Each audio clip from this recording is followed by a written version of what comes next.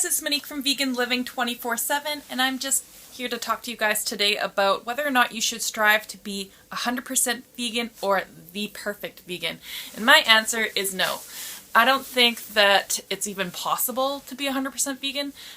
Basically, there's like animal products. We keep learning that there's animal products in so many different things that you don't even think would be in it, like in plastic bags, like in the little piece that you use to open them up and stuff like that. I read an article where somewhere in some sort of factory they had found out that there was like milk products being used to be able to make it slippery to be able to open. Stuff like that, right? So it's just mind-boggling, and I think it would be impossible and just stressful just to try and be perfect. I'm certainly not perfect, and you know what? That's okay. We learn as we go. You know, like, for example, I was in Costa Rica and I was eating the rice and beans. It was like pico de gallo or something like that. I was eating that a lot, and the fruit and stuff like that. And then when we got back to Canada, we were looking on Wikipedia and we found out that a lot of times they actually use beef broth in their rice when they're making that sort of thing. So there's no way that I would have known that when I was over there, because like you would think rice and beans, that's safe, but not always, right? So you kind of make a mental note, you jot it down, and you know for next time, and you do a little bit more research for next time and move on. Also, there's things like natural flavors that you find in a lot of ingredients for a lot of processed things and prepackaged products, and you don't know what's in there unless you contact the company. And so yes, you could contact every single company and call them up and ask them what their natural flavors are in their packaging, but that's personally too much work for me. That's not something that I'm interested in doing for every single product that I'm using.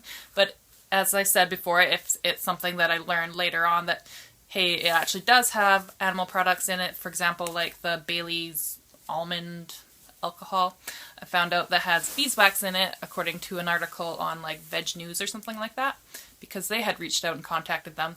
Then I was like, oh, okay, well, so that's not vegan, but good news is that they are working on making it vegan for us.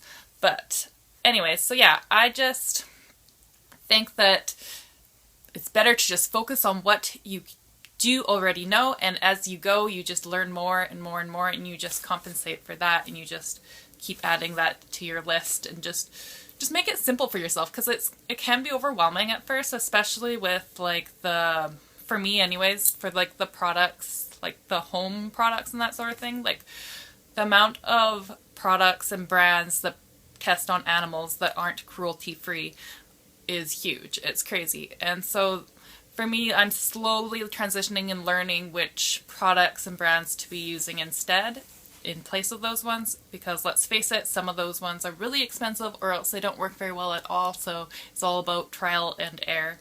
And yeah, like I said, that list is extensive for the ones that aren't vegan and aren't cruelty-free. What I'm trying to get at is, I think it's better, instead of trying to be 100% vegan and focusing all your time and energy, wasting your time and like stressing about it, I think it's better to be 99-98% vegan, or whatever percentage you want to call it, and use the rest of your time and focus on like helping other people that are struggling with veganism, or people that have questions, or just like informing people that are completely oblivious and unaware of what's going on, and just focus on stuff like that, because stuff like that is a lot more beneficial for the animals and your other people's health and the environment, etc., etc. It's way more beneficial in the long run if we just focus on what we can chew, like, you know? So don't bite more than you can chew. And if you can just focus on helping other people with the transition as well. So for me, it's all about doing the least amount of harm possible. So I've had people approach me and ask and say like, well, you know, if you can't be 100% vegan, like what's the point? You know, you might as well not. And that, to me, it's like,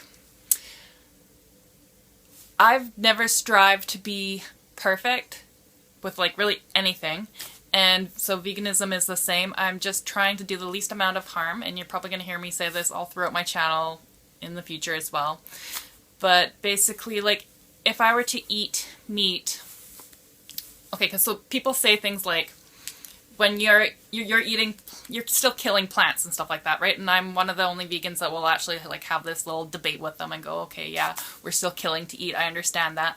But if you eat meat, you're actually killing even more plants than if you just eat vegan, because the amount of plants that need to be fed to livestock is crazy. Like, it's such a high number, and so by me not eating meat, I'm eating less vegetables as well, if that, like, I'm killing less vegetables as well, if that makes sense. Who has the time and energy to try and be the perfect vegan all the time? I definitely don't. So that's basically it. Learn as you go, do the least amount of harm as possible, and then help people, whether it's with the transition to veganism or help them just at least understand why people are vegan, to help spread the message and the facts of what's going on that they probably don't already know. Also, I wanted to add that we shouldn't judge or nitpick other vegans that are struggling to be vegan enough, I guess you could say. Instead, we should be like giving them suggestions for different things that they could be consuming instead or purchasing instead that are vegan, just to help make it easier for them, because none of us are perfect and we're always learning, so let's just keep helping each other learn. I hope this video is helpful for those of you that find veganism to be daunting, or you're finding it's too difficult, or you accidentally ate something that had gelatin in it or something like that and you feel like crap for it. You know, we're all human, we're all bound to make mistakes at some point, but it's all about learning as we go and self-reflecting and finding ways to do better, and to do better for the animals and do better for the world. If you like this video, please like it, comment below, and subscribe if you haven't already. And I'll see you in my next video. Veg, peace and love. Thanks for watching, guys.